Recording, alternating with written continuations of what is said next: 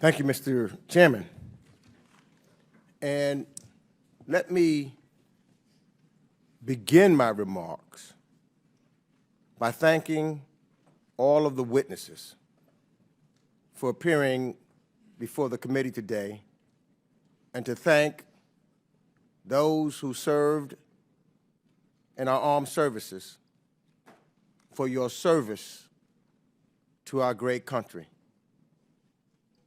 I want to particularly recognize Specialist Gunderson and Sergeant Tyler Vargas Andrews, two of the witnesses on the panel today who were deployed to Hamid Karazi International Airport to assist with the non-combatant evacuation operation during August 2021. Gentlemen, I can only imagine the pressure that so many of you faced during the evacuation operation, which allowed for us to facilitate the evacuation of over 100,000 people. Specialist Gunderson, in your written statement, you write, "No amount of mental preparation or military training could have prepared me for Abbeygate." I was struck by that statement and the description in your testimony. What an incredible weight and responsibility. I could only imagine what's that like. It brings up for me the emotion that I have felt when I hear from veterans of the war in Afghanistan describe their experiences, both in Afghanistan and upon their return home, many of whom I've met that comes from my district, where I was told of repeated deployments and the separation from their families, watching fellow soldiers suffer from injury or the trauma of seeing them die. The difficulty of returning home and reintegrating back into their home life, tough. The heartbreak of our Gold Star families having to face empty seats during the holidays. So I honor all of your service, and it underscores to me that the President of the United States made the right decision to bring all our troops home, because I can't in good conscience imagine sending more American men and women to fight in Afghanistan. We are here today to examine the emergency evacuation from Afghanistan in August 2021 and the administration's broader relocation efforts. It is often said it is easier to start a war than to end it. The war in Afghanistan is no different. This war, that began as an effort to decimate al-Qaeda, ballooned into a nation-building exercise that lasted across 4 administrations and saw more than 800,000 U.S. service members deployed. And yes, the tragic deaths of over 2,461 Americans, including the 13 killed during the evacuation operation. And while the U.S. government planned for a wide range of contingencies, the worst possible scenario happened. Despite repeated assurances, some right here in the capital of the United States, of Afghan President Ghani, he fled the country.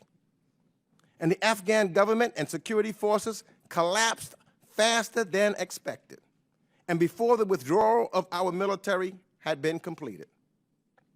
Despite the harsh realities on the ground, a lingering ISIS threat, and heightened uncertainty as the Taliban took control, our diplomats, military, and intelligence professionals facilitated an unprecedented and heroic evacuation never seen before. We worked with more than 24 countries to evacuate American citizens and lawful permanent residents to relocate Afghans who had helped us, citizens of our allies and partners, and at-risk Afghans to the United States or transit locations across the globe. In the end, more than 120,000 people were evacuated to safety under some of the most difficult conditions imaginable. It was in a complex and dangerous environment, thousands of miles away. And so I commend our brave U.S. military and civilian personnel working closely with so many civil society organizations and everyday Americans for achieving this. But while the historic Afghanistan airlift brought many people to safety, we must acknowledge that there were mistakes along the way. And as a result, many Afghans who supported the American war effort over the past 20 years continue to seek pathways to immigrate to the United States. As in most things, context matters. The evacuation did not happen in a vacuum. A culmination of policy decisions informed and influenced the events of August 2021 and continued to shape how we navigate ongoing relocation and diplomatic efforts today. In the years preceding the 2021 withdrawal, the decision to engage in the direct negotiations with the Taliban at the exclusion of the Afghan government and the invitation to meet at Camp David conferred international legitimacy to the Taliban. The deal that derived from these negotiations required the withdrawal of our forces without forcing the Taliban to fulfill any real commitments or separating from al-Qaeda, on agreeing to a ceasefire or on negotiating with the Afghan government. I called in the last Congress the precipitous U.S. troop drawdowns were ordered throughout 2020 without regard to the Taliban's compliance with the deal. This same deal forced the Afghan government to release 5,000 Taliban fighters, severely altering the power and structure of the country. Meanwhile, U.S. immigration mechanisms available to our Afghan allies face long-standing challenges. The SIV program for Iraq and Afghanistan, established in 2006, statutorily capped participants at 50 per year. In 2027 and 2008, it capped this number at 500. Though the caps on SIVs grew over the years, they did not comport with the numbers of Afghans who would have qualified. Separate from the legislative limitations placed on the SIV programs, executive branch agencies processing and vetting SIV applications were also time-consuming and resource-challenged. On top of that, the previous administration actively undermined U.S. immigration refugee admissions and mechanisms and specifically paused the processing of special immigrant visas applications entirely in 2020, creating a backlog more than 17,000 applications. In fact, at the start of the current administration, there had not been a single interview of an SIV applicant going back to March of 2020. In total, these policy decisions not only altered the balance of power and reduced U.S. leverage in Afghanistan, but created incredibly difficult circumstances as we work to bring allies to safety and the U.S. war in Afghanistan to a close. So despite these challenges, the Biden administration took decisive steps to honor its promises to the Afghans that have stood with us by restarting the SIV interview process, speeding up the SIV processing, and surging additional consular officers, adjudicators, and other personnel to restart the program. The administration also worked to repair the institutional damage done to the U.S. refugee admissions program and establish priority referral categories for Afghans within. So, as I conclude, we must acknowledge this important effort to relocate vulnerable Afghans, and it is ongoing, and that this administration is actively working to help those still in Afghanistan safely leave the country.